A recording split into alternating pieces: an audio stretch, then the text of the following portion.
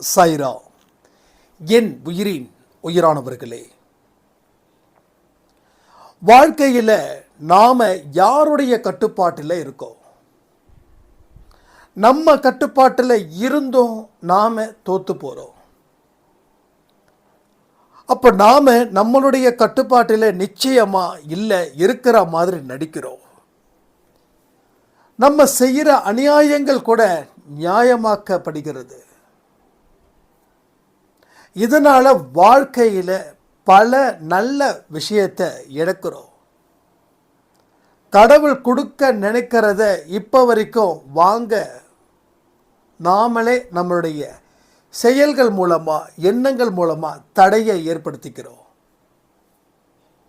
நம்ம வாழ்க்கை மாறணும் அப்படின்ற விஷயங்கள் இங்கே பல இருக்கு.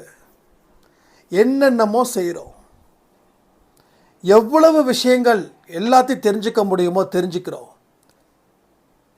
ஆனால் தெரிஞ்சுக்கிட்டதோடு நிறுத்திடுறோம். அதுக்கு அடுத்ததுக்கு உண்டான வழிகள் செய்யணும்னு நினச்சா கூட செய்ய முடியாமல்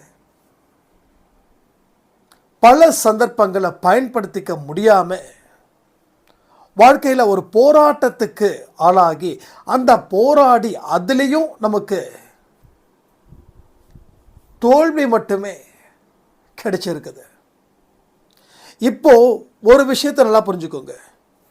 உங்களுடைய வாழ்க்கை எப்படி இருக்கணும் அப்படின்னு நீங்கள் என்ன நினைக்கிறீங்களோ அது நிறைவேற போகுதுன்னு நினைங்க. அதுக்கு நிறைவேறணும்னா அதுக்கு தடையாக இருப்பது உங்கள் எண்ணம், உங்கள் புத்தி, உங்கள் செயல், உங்கள் கர்மா. இந்த 4 விஷயத்தில் ஏதோ ஒரு விஷயம் தடையாக இருக்குது. இதை நம்ம சரி பண்ண பல கஷ்டத்தை அனுபவிக்கிறோம். ஆனால் எவ்வளவுக்கு தூரம் கஷ்டப்பட்டாலும் அதை சரி பண்ணவே முடியல. இப்போ ரொம்ப சிம்பிள், ஒரே வழி. என்னுடைய வாழ்க்கையை சாயப்பாவோட கட்டுப்பாட்டுக்குள்ளே ஒப்படைக்கிற. இனிமே நான் உனக்கு கட்டுப்பட்டு நடக்கிறேன். என் வாழ்க்கையில் தண்டனை கொடுக்கறதுக்கு உனக்கு முழு அதிகாரம் இருக்கு. நீ என்ன சொல்றியோ அதை மட்டும் நான் செய்கிறேன். வேற எதை பற்றியும் என் மனசில் இல்லைன்னு சொல்லி உங்களை நீங்கள் கடவுள்கிட்ட ஒப்படைச்சிட்டிங்கன்னா அதுக்கு அப்புறம் வரக்கூடிய வாழ்க்கையில் ஆனந்தம் மட்டுமே நிற்கும். அற்புதங்கள் மட்டுமே நடக்கும். ஒரு மோசமான சூழ்நிலையில் கூட நீங்கள் ரொம்ப ஈஸியாக அதை ஹேண்டில் பண்ணி வெற்றியை தக்க வச்சுப்பீங்க. போராட்டம் ஒவ்வொன்றும் இறுதியில் உங்களுக்கு மனசில் நிறைவான செய்திகளையும் கொடுக்கும். இது அத்தனையும் நம்ம வாழ்க்கையில் நடக்கும். இப்போ நான் கடவுளுக்கு நான் என்ன ஒப்படைக்கிறேன். கடவுளுக்கு நம்மளை ஒப்படைக்கும் போது இத்தனை நல்ல விஷயங்களும் நடக்குது. இதுக்கு முன்னாடி நடக்கவே நடக்காதுன்னு ஒரு விஷயம் இருந்திருக்கும். அது இப்போ நீங்கள் எதிர்பார்த்துருக்க மாட்டீங்க. அது நடப்பதற்கு உண்டான சாத்தியமும் இங்கே அதிகரிக்குது. என் வாழ்க்கையில் நான் கஷ்டப்பட்டதை விட இப்போ மிராக்கிள் மூலமாக எனக்கு நடக்கக்கூடிய விஷயங்கள் ரொம்ப அற்புதமாக இருக்கு. ஏன்னா எதுவுமே எதிர்பார்க்காம நாம் பாட்டுக்கும் அவர் கொடுக்கக்கூடிய வேலைகளை மட்டும் கவனத்தை வைக்கிறோம். அதில் வரக்கூடிய தோல்விகளும் வருது, நான் இல்லைன்னு சொல்லலை. ஆனால் வந்த தோல்விகளை என்னை போட்டு அழுத்தலை, என் வாழ்க்கையை கெடுக்கலை. ஒரு சின்ன ஒரு வலியை கூட அந்த தோல்விகள் ஏற்படுத்தலை. அப்போ ஒரு விஷயத்தையும் கவனிக்கும் போது ஒரு மோசமான சிச்சுவேஷனை கூட ரொம்ப ஈஸியாக நம்மளால் செய்ய முடியுதுன்னா அதுக்கு முதல்ல நம்ம வாழ்க்கை கடவுள்கிட்ட ஒப்படைக்கணும். ரெண்டாவது, நம்ம கர்மாக்கள் நமக்கு இடைஞ்சலாக இருக்குமா? எஸ், இருக்குது. அதை தீர்க்கணும். அதுக்கிட்ட போராட முடியாது. ஏன்னா அது ஏற்கனவே பலம் வாய்ந்திருக்கு. நாம் பலகீனமானவனாக இருக்கோம். ஸோ பலம் வாய்ந்தவன் தான் பலகீனமானவனை அடிக்க முடியும், வீழ்த்த முடியும். ஸோ மாறி பண்ண முடியாது. அப்போ எனக்கு பலகீனம் ஜாஸ்தி, ஆனால் எனக்கு எதிரில் நிற்கிறவனும் பலசாலி. அப்போது நான் இன்னொருத்தரை துணைக்கு அழைச்சிக்கிட்டு நான் அவர்கிட்ட போராட முடியுமான்னு நான் பார்ப்பேன். அப்படி போராட முடியும், வெற்றி அடைய முடியும் அப்படின்னா நிச்சயமாக அவரோட துணை எனக்கு வேணுன்றதுல எனக்கு எந்த குழப்பமும் இல்லை. அப்போ கடவுளை சேர்த்துக்கிட்டு கடவுள்கிட்ட கூட்டணி அமைச்சுக்கிட்டு நாம் செயல்பட்டோம் அப்படின்னா அப்போ நமக்கு அந்த எதிரில் நிற்கிறவனை விட நாம் இங்கே பலசாலியாக மாறுறோம். புரியுதா? ஸோ இந்த மாதிரியான சில விஷயங்களை நீங்கள் உடனுக்கு உடன் உங்கள் மனசில் செயல்படுத்த ஆரம்பிங்க. முதல்ல எங்கே இருந்து தொடங்கணும்? கை காலில் இருந்து இல்லை, கண்ணில் இருந்து இல்லை, முகத்தில் இருந்து இல்லை, மனதிலிருந்து. என்றைக்குமே ஒரு விஷயத்தை ஆழமாக நம்ம செய்யணும்னு முடிவு பண்ணிட்டா அதற்கு உரிய திட்டங்களை மனசுக்குள்ளே போட்டு விதைச்சா மட்டும்தான்.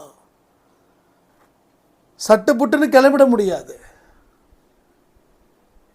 சட்டு புட்டுன்னு எதையுமே பேசிடவும் முடியாது. எல்லாத்துக்குமே இங்கே பேசணுமான்னு யோசித்து அதுக்கப்புறமா பேசணும். எல்லாத்துக்குமே இங்கே நம்மளால் செய்ய முடியுமான்னு நினச்சி அதுக்கப்புறமா செய்யணும். அப்போ செய்ய முடியுமான்னு கேள்வி கேட்கும்போது அப்போ செய்ய முடியாததுக்குன்னு காரணங்கள் இருக்கும். அந்த காரணத்தை லிஸ்ட் எடுக்கணும். இந்த ஒரு விஷயத்தை செய்ய முடியாததுக்கு இவ்வளோ விஷயங்கள் இருக்கா? முதல்ல பாருங்கள், எல்லாமே ரிலாக்ஸ்டாக இருக்கணும். அதை கூர்ந்து கவனிக்கணும். எங்கே இருந்து ஆரம்பிக்கணும்? ஆரம்பிக்கிறத சக்ஸஸ்ஃபுல்லாக கொண்டு வரணும். இதெல்லாம் அட்லீஸ்ட் ஒரு வாரமாவது 2 வாரமாவது ஆகணும் செயல்படுத்தும் போது. உடனுக்குடனே செயல்படுத்தி எனக்கு எந்த ரிசல்ட்டும் கிடைக்கல, நீங்கள் சொன்னதை செஞ்சேன், நான் அது ரிசல்ட் கிடைக்கலன்னா நீங்கள் வெளிப்புறமாக செஞ்சீங்க, ஆனால் உட்புறமாக செய்ய வேண்டிய விஷயத்தை விட்டுட்டீங்களே. உட்புறம் தானே முக்கியம். மனுஷனுடைய மிகப்பெரிய சக்தி எங்கே இருக்குதுன்னா அவன் உட்புறமாக தான் அவங்ககிட்ட இருக்குது. நான் அடிக்கடி சொல்லியிருக்கேன், புதைகள் ரோட்டில் கிடைக்காது, தோண்டுனா தான் கிடைக்கும். 10 அடி 20 அடி 30 அடி 40 அடி ஏன் 100 அடி கூட தோண்டுனா தான் கிடைக்கும். ரோட்டிலெல்லாம் கிடைச்சிருந்ததுன்னா அது புதையலே இல்லை. அப்போ விலை மதிக்க முடியாத பொருள் எங்கே இருக்கும்? கண்ணுக்கு முன்னாடி இருக்காது, கண்ணுக்கு உள்ளே இருக்கும். அதை இன்னொரு பார்வையை வச்சு தான் அதை பார்க்க முடியும், அதை அனுபவிக்க முடியும், அதை வச்சு நம்ம வாழவும் முடியும். ஸோ இந்த பாயிண்ட்டை நீங்கள் புரிஞ்சுக்கிட்டா வாழ்க்கை ரொம்ப சிம்பிள். ஸோ நிச்சயமாக சரித்திரத்தில் கூட நம்ம இடம் பிடிக்கலாம். உடனே இங்கே சில கேள்விகள்.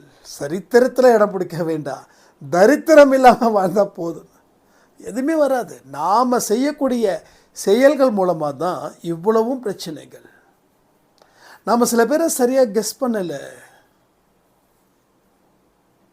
நம்ம அறிவை பயன்படுத்தலை, வேற எமோஷனலை பயன்படுத்தணும். அந்த நேரத்துக்கு நமக்கு சந்தோஷத்தை கொடுத்தது, அதுதான் கடைசி வரைக்கும் இருக்குன்னு நினச்சோம். ஆனால் திடீர்னு அது பிரேக் ஆனதால் நம்ம உடம்பும் மனசு எல்லாமே பிரேக் ஆன மாதிரி ஆயிடுச்சு. ஸோ இதில் இருந்து மீள்வதற்கு உண்டான அத்தனை வழிகளும் நிறையவே இருக்குது. அதனால் கவலைப்படாமல் உங்களை கடவுள்கிட்ட ஒப்படைச்சிடுங்க. இந்த 4 எதிரிகளை கடவுளோட பலத்தை வச்சு தான் ஃபேஸ் பண்ண முடியும். அதை அழிக்க முடியாது, ஃபேஸ் பண்ண முடியும்.